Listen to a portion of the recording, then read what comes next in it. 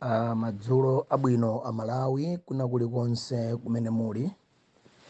Dzina langa ndine Comrade Redson Munlo, mtsogoleri wa Mass Movement for Economic Revolution. Madzulo pano ndifuna ndilankhulepo nkhani zingapo, koma ndizilankhula mwachidule. Nkhani yoyamba tikufuna tikepo mulomo maka pa nkhani imene akukumana majaji aku parliament nda aku executive. Ndi zinthu zokhumudwitsa pang'ono, chifukwa zikuoneka ngati dziko lathu tikulephera kuona kuti ma priorities athu ndi chani, tikupanga upside down priorities. Chifukwa chonena kuti palibe amene sadziwa kunena kuti pakati pa president imene ili executive, chief justice amene amapanga head judicial, ndi speaker amene amapanga head parliament. Si chinthu chobisa, si chinthu chofunikanso munthu kulowa mkalasi olo kupangira press conference kunena kuti olo kupangira conference imene kaya training kaya chani kuti munthu adziwe kunena kuti anthu awawa ali ndi ntchito zawo zosiyana. There is a separation of powers, but at the same time where the separation of power is there, they are also integrated, meaning kunena kuti anthuwa amenera kugwira ntchito limodzi mololerana. Chimene chimangofunika kuti chichitike aliyense amadziwa ndi kunena kuti anthuwa sakuyenera kulowererana mu ntchito zawo. Zimene tikamaona ngakhale zinthu zina anthu akumalowererana zimatidabwitsa, ndi zimene ifeyo zimatipangitsa kumafunsa ndithu kunena kuti independence ya judicial parliament imakhala ya compromised. Chifukwa chani tikunena kuti imakhala compromised? President ndi amene amasankha chief justice, ngakhale majaji amakalumbira kwa president. Already it compromises the independence of judiciary. Parliament speaker amakhala wachipani, in most cases amakhala olamula boma.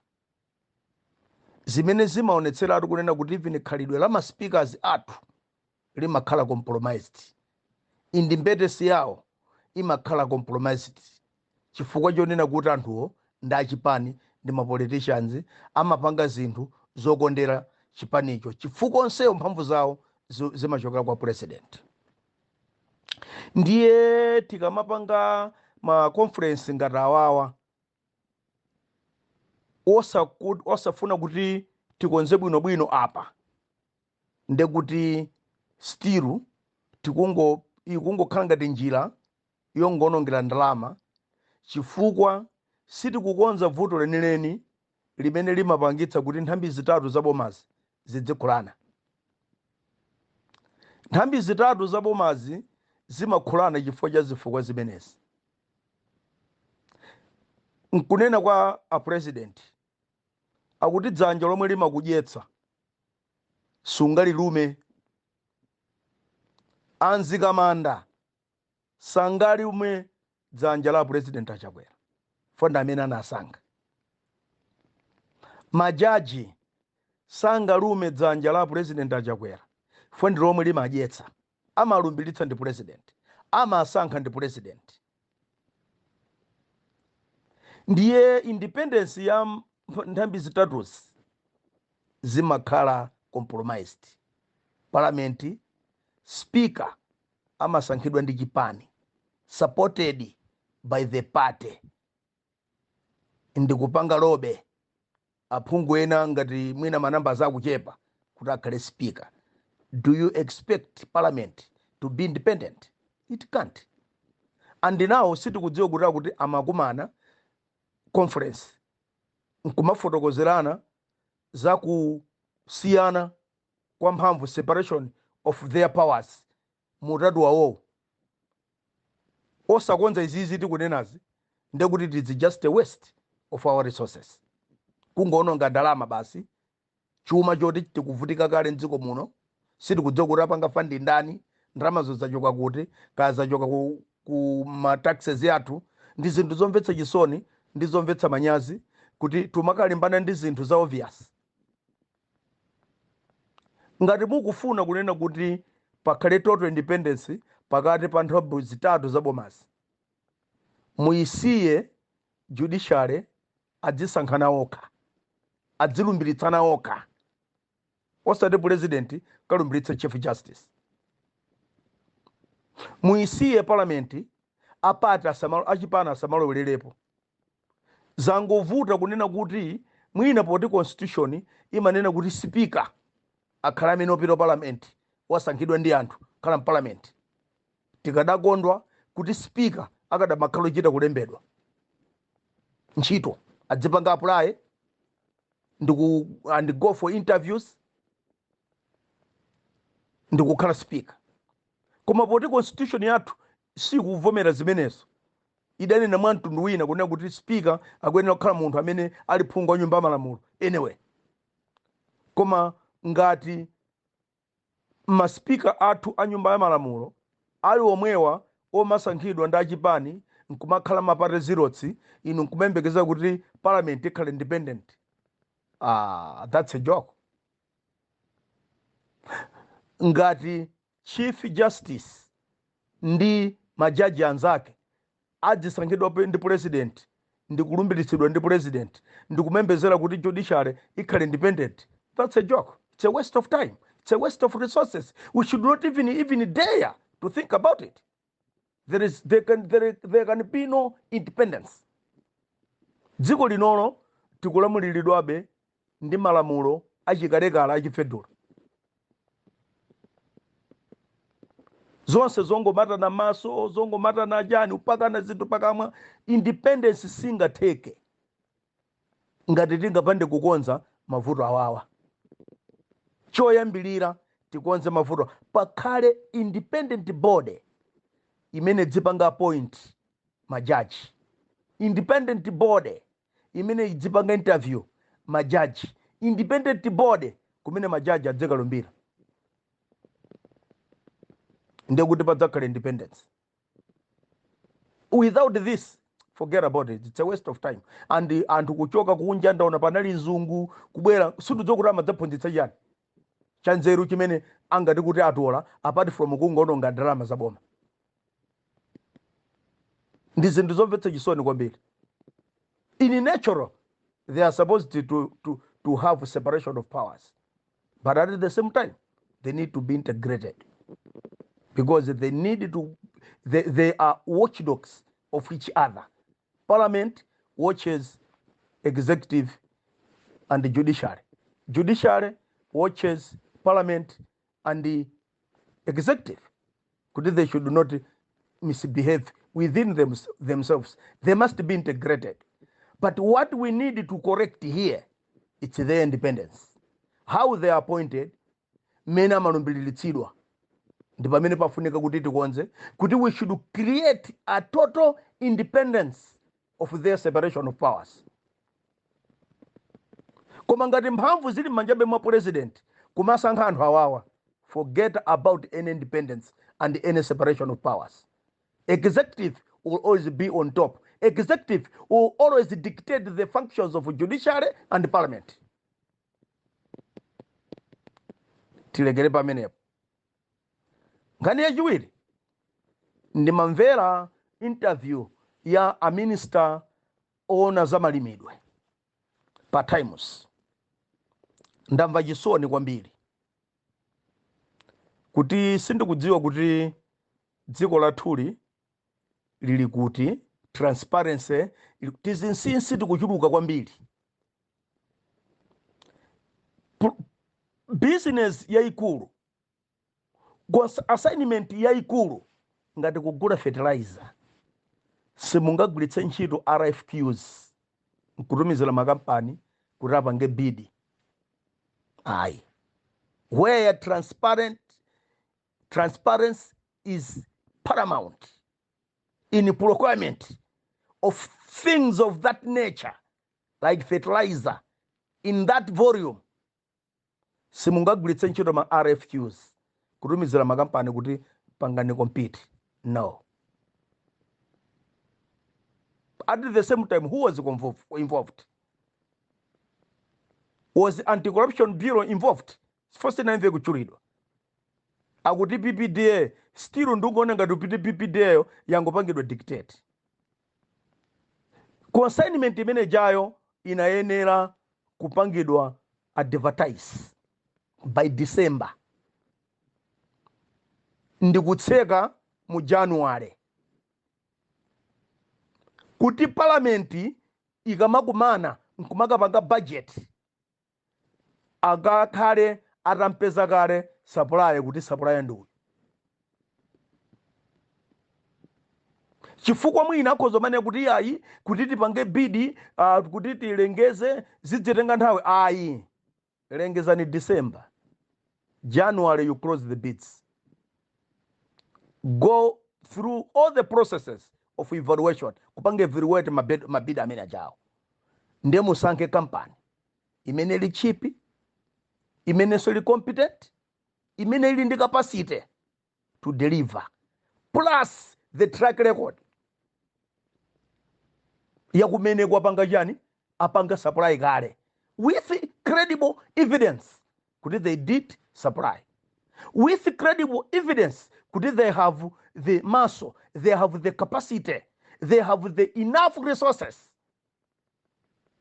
to execute the job.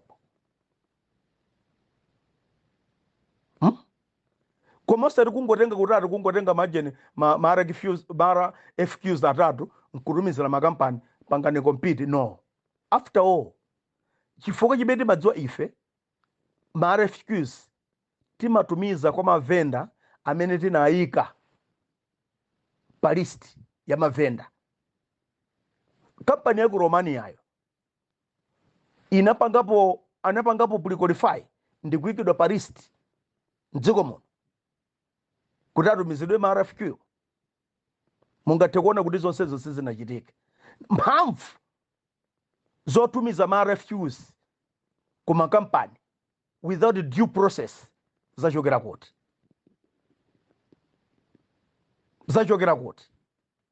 Ndi malamulo ake atapula government amene mugwiritsira ntchito.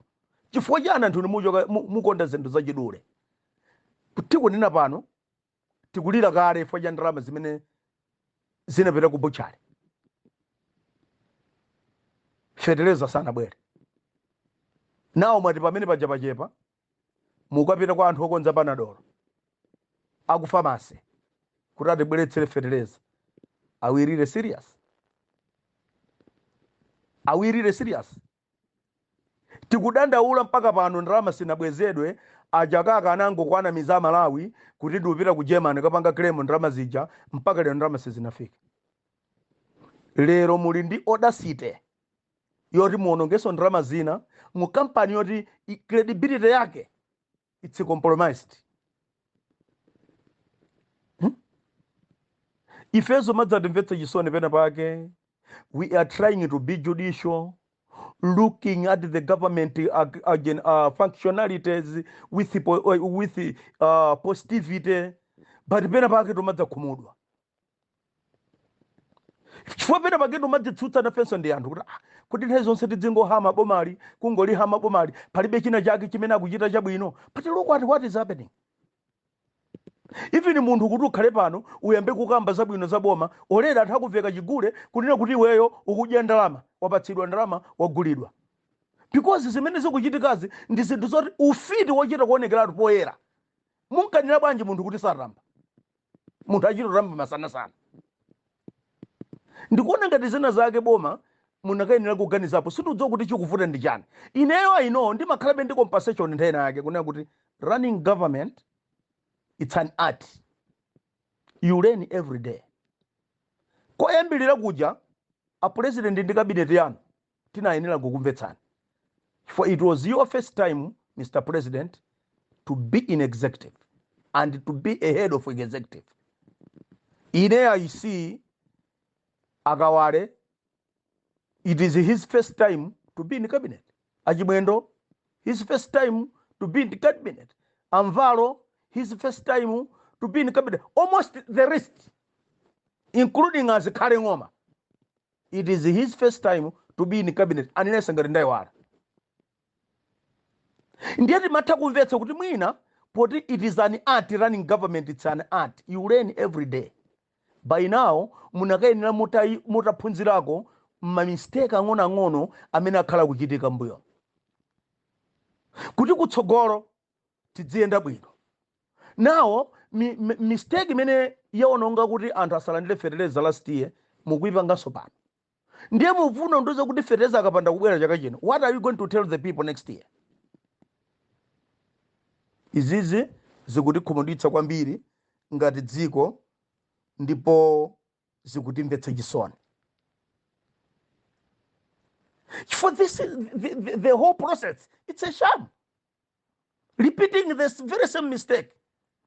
Tidzamvesa athabu chakaka chaka chama wakupita kuti ati ndifuna kapangalika pa ndalama.